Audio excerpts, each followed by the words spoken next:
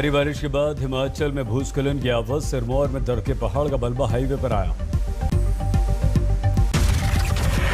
सड़क पर पहाड़ी के भूस्खलन का मलबा आने से संगडाह और हरिपुर धार सड़क पर ट्रैफिक बंद।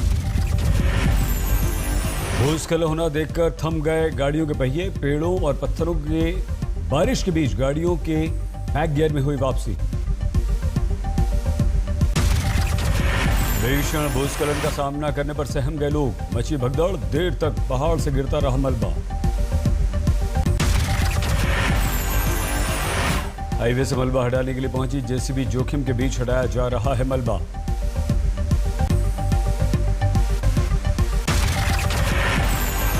मध्य प्रदेश के निवाड़ी में भारी बारिश और आंधी का तांडव। एसडीओ कार्यालय की व्यवस्था छिन्न भिन्न।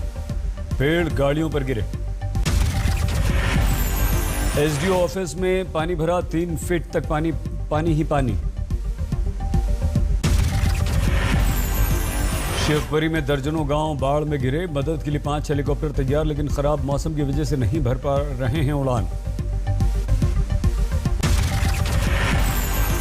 भारी बारिश के बाद टोंक में बाढ़ का संकट। ओवरफ्लो हो रहे पेयजल संकट दूर करने के लिए बनाए गए तालाब।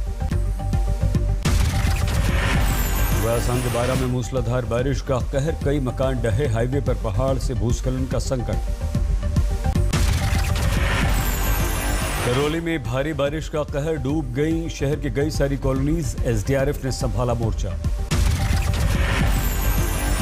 राजस्थान के करौली में बारिश से गिर गई मकान की दीवार। पिता पुत्री की दबने से मौत। झालावाड़ में तेज बारिश के कारण पुलिया पर फिसला बाइक सवार। पानी में फंसे शिक्षक की रेस्क्यू के लिए आगे आए गांव वाले। मुश्किल से बची जान। राजस्थान के दौसा में लगातार हो रही है बरसात। रेलवे के अंडरपास में भर गया है पानी। 8 साल बाद लबालब हुआ पार्वती पर बना बांध। खोले गए 19 गेट। आधा दर्जन से ज्यादा गांवों में पानी। फतेहपुर शेखावटी में लगातार बारिश। घरों में पानी ही पानी। दिल्ली में घट रहा है यमुना नदी का जलस्तर, लेकिन अब भी बाढ़ का खतरा बरकरार। जुलाई के महीने में दिल्ली में हुई 140% से ज्यादा बारिश। मौसम विभाग का अनुमान। पश्चिम बंगाल के दार्जिलिंग में भूस्खलन का कोहराम। हाईवे पर मलबा गिरने से सिक्किम जाने का रास्ता हुआ बंद। पंजाब में भारी बारिश की आफत। अमृतसर में लगातार हो रही है बरसात। राहुल गांधी ने कांग्रेस समेत 14 विपक्षी दलों के साथ संसद तक किया साइकिल मार्च। राहुल के साथ विपक्षी नेता भी संसद तक साइकिल से निकले। महंगाई समेत कई मुद्दों पर तख्तियां हाथ में ली। कॉन्स्टिट्यूशन क्लब से निकला साइकिल मार्च। पोस्टर बैनर के साथ विरोध प्रदर्शन। राहुल ने कॉन्स्टिट्यूशन क्लब में विपक्षी दलों के साथ नाश्ते पर बनाई संसद तक साइकिल मार्च की रणनीति। पेगासस, जासूसी कांड, कृषि कानून, महंगाई समेत कई मुद्दों पर मोदी सरकार को घेरा। Symbolically, if we go from here to Parliament on cycles, it would have an interesting impact. It would have a media impact as well, and people would see that the opposition feels the pain. Rahul ने कांग्रेस समेत 17 विपक्षी दलों के नेताओं को दिया था नाश्ते का न्योता। 14 दल पहुंचे। राहुल का नाश्ता टीएमसी को भी मंजूर। बैठक के लिए पहुंचे शौकत राय। साइकिल मार्च के दौरान ममता के नेतृत्व के सवाल पर बोले अधीर रंजन चौधरी, टीएमसी ने इस पर कुछ नहीं कहा। हम सब मिलकर बीजेपी का मुकाबला करेंगे। बनर्जी कह रहे ममता दीदी का लीडर नहीं, ऐसा कोई नहीं कहा। हाँ। हम सब मिल के लड़ेंगे, यही कहा जी। मिल के लड़ेंगे। आरजेडी सांसद मनोज सिन्हा भी साइकिल पर नजर आए। मोदी सरकार के खिलाफ विपक्ष की एकजुटता का किया दावा। आम आदमी पार्टी और बीएसपी को भी था राहुल का न्योता, लेकिन कॉन्स्टिट्यूशन क्लब में नहीं पहुंचा दोनों पार्टियों का कोई भी नेता। हंगामे की भेंट चल रहा है संसद का मानसून सत्र। विपक्ष के हंगामे के कारण राज्यसभा की कार्यवाही आज भी स्थगित। लोकसभा में विपक्षी दलों की नारेबाजी के बीच देर तक जारी रही लोकसभा की कार्यवाही, लेकिन बाद में स्पीकर ओम बिरला ने स्थगित की कार्यवाही। टीएमसी सांसद डायरेक्ट ओब्रायन ने मानसून सत्र में बिना चर्चा के 10 दिन 12 विधेयक पास कराने पर उठाए सवाल। ट्वीट में लिखा, सरकार कानून बना रही है या पापड़ी चाट। केंद्रीय मंत्री प्रहलाद जोशी के अनुसार डायरेक्ट के पापड़ी चाट वाले ट्वीट को पीएम मोदी ने उस जनता का अपमान बताया जिसने सांसदों को चुना। सदन की कार्यवाही से पहले बीजेपी ने पीएम मोदी की अगुवाई में की संसदीय दल की बैठक। पीएम ने कहा, संसद नहीं चलने देना देश का अपमान। राहुल के नाश्ता प्लान पर बीजेपी का पलटवार। मुख्तार अब्बास नकवी ने कसा व्यंग्य कि जब ये सरकार में थे तो हिट विकेट होते थे, अब जब विपक्ष में आ गए तो नो बॉल कर रहे हैं, और ये हिट विकेट और नो बॉल दोनों इनका बंटाधार करने में मददगार हुई है। पीएम मोदी ने गुजरात में गरीब कल्याण योजना के लाभार्थियों से संवाद किया। कोरोना संकट के दौरान पिछले साल जरूरतमंदों को मुहैया कराया गया 948 लाख मीट्रिक टन अनाज। साल 2020-21 के दौरान 2,84,000 करोड़ रुपए की दी गई खाद्य सब्सिडी। पीएम मोदी गरीब कल्याण योजना के लाभार्थियों से संवाद में ओलंपिक का भी उल्लेख। कहा, हमारे खिलाड़ी हर खेल में कर रहे हैं श्रेष्ठ प्रदर्शन। पीएम मोदी बोले, नया आत्मविश्वास नए इंडिया की पहचान। पीएम मोदी देंगे भारतीय ओलंपिक दल को 15 अगस्त के समारोह का न्योता।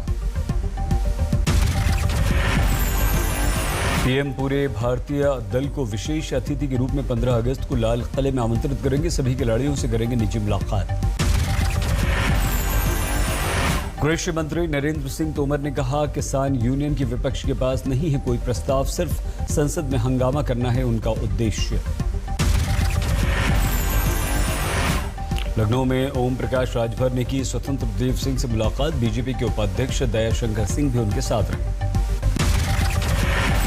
मुलाकात को लेकर राजनीतिक अटकलें, फिर बीजेपी के साथ आने की चर्चा। मुलाकात को लेकर कांग्रेस का व्यंग्य, बीजेपी की साजिश का हुआ पर्दाफाश। समाजवादी पार्टी के नेता अनुराग भदौरिया ने कहा, बीजेपी हार के डर से गठबंधन के लिए दर-दर भटक रही है। पीएम उम्मीदवार को लेकर चिराग पासवान का बयान, नीतीश के मन में जो बात थी वो सामने आई। जासूसी कांड में मोदी सरकार की सहयोगी जेडीयू ने मिलाया विपक्ष के सुर में सुर। नीतीश कुमार ने पेगासस मामले की जांच की मांग की। बस बिल्कुल होना चाहिए। टेलीफोन टैपिंग की बात इतने दिनों से आ रही है, इस पर जरूर बात हो जानी चाहिए, चर्चा हो जानी चाहिए। इसमें तो पहला ही दिन पूछे ना। शिवसेना नेता संजय राउत ने कहा, नीतीश भले ही सरकार के साथ लेकिन उनकी आत्मा हमारे साथ। जीतन राम मांझी का ट्वीट, विपक्ष अगर किसी मामले की जांच की मांग कर संसद का काम प्रभावित कर रहा है तो ये गंभीर मामला। मांझी ने लिखा, पेगासस की जांच करा लेनी चाहिए ताकि देश को पता चल जाए कि कौन किन लोगों की जासूसी करा रहा है। रणजीत सागर डैम में सेना का हेलीकॉप्टर क्रैश, बचाव का काम जारी। गोताखोरों की ली जा रही है मदद। हेलीकॉप्टर में कितने लोग थे अभी पता नहीं। जम्मू कश्मीर के बांदीपुरा में सुरक्षा बलों से आतंकवादियों की मुठभेड़, 3 आतंकवादियों को सेना ने मार गिराया। मारे गए आतंकवादियों में से एक पाकिस्तानी, नाम बाबर अली, पाकिस्तान के पंजाब का रहने वाला है बाबर। बांदीपुरा में आतंकवादियों के छिपे होने की खबर मिलने पर सुरक्षा बलों ने की थी घेराबंदी। मुठभेड़ खत्म, सर्च ऑपरेशन जारी। सीबीएसई 10वीं के परिणाम घोषित। वेबसाइट cbse.gov.in पर आप देख सकते हैं अपना रिजल्ट। सीबीएसई 10वीं के रिजल्ट आते ही सफल छात्रों की खुशी, बड़ी मिठाई। कोरोना संकट में ऑनलाइन हुई थी परीक्षा। दिल्ली आईआईटी के पास सड़क हादसा, 2 ट्रकों में जबरदस्त टक्कर। नोएडा में पुलिस बदमाशों के बीच मुठभेड़, 1 बदमाश को पुलिस ने घायल किया। राजस्थान के भरतपुर में युवक से बर्बरता, हाथ पैर बांधकर पिटाई करने का वीडियो वायरल। हमारे देश में पिछले 24 घंटों में 30,539 नए केस। 24 घंटों में कोरोना से 422 लोगों की मौत। इस समय देश में 4,25,155 लोग कोरोना से अपनी जान गंवा चुके हैं। इस समय देश में 4,04,958 एक्टिव केस। हमारे देश में अभी तक 47,85,00,000 से ज्यादा लोगों को लग चुकी है वैक्सीन। कोरोना की तीसरी लहर की आशंका के बीच सोलापुर से बुरी खबर, 10 दिन में 613 बच्चे कोरोना पॉजिटिव। सोलापुर में कोरोना पीड़ित 613 बच्चों में ज्यादातर ग्रामीण अंचल के बढ़ गई है चिंता। ओडिशा के भुवनेश्वर ने पेश की मिसाल, 100% वैक्सीनेशन का लक्ष्य पूरा किया। कोरोना संकट के बीच पूर्वी चंपारण का बनगढ़वा प्रखंड बना उदाहरण, 100% वैक्सीनेशन की चर्चा। राजस्थान के फतेहपुर शेखावटी में वैक्सीनेशन केंद्र पर उमड़ी भीड़, बरपा हंगामा, पुलिस को मामला शांत करने के लिए आगे आना पड़ा। यूपी में 16 अगस्त से खुल जाएंगे स्कूल, सरकार जल्द जारी करेगी गाइडलाइंस। दिल्ली में तेज हुई स्कूलों को खोलने की सुगबुगाहट, मनीष सिसोदिया बोले हम विचार कर रहे हैं। श्रीनगर में सरकार ने मुहैया कराई स्पॉट कोविड टेस्ट की सुविधा, मुगल गार्डन देखने आने वाले पर्यटकों के लिए व्यवस्था। कोरोना संकट से असम के चाय के कारोबार पर असर, 2 साल से इंटर डिस्ट्रिक्ट लॉकडाउन, ट्रेन की आवाजाही बंद। गोवा में धीरे धीरे सुस्त बढ़ रही है कोरोना की लहर, पर्यटकों के लिए खोले जा रहे हैं तमाम पर्यटक स्थल। रायसेन में एसपी के बयान पर विवाद, नशा मुक्ति अभियान के कार्यक्रम में बोले पी सकते हैं 2 बूंद शराब।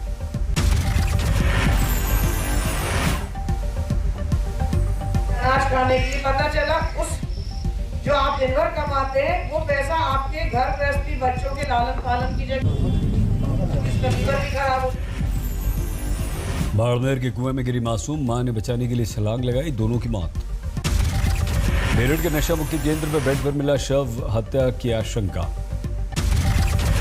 उधमसिंह नगर में महिला पुलिसकर्मी समेत 4 पर धोखाधड़ी का मुकदमा, जमीन बेचने के नाम पर लोगों से 6 लाख रुपए इन लोगों ने ठगे थे। टोक्यो ओलंपिक में पुरुष हॉकी सेमीफाइनल में बेल्जियम से हारी भारतीय टीम, मैच शुरू होते ही बेल्जियम हुआ हावी।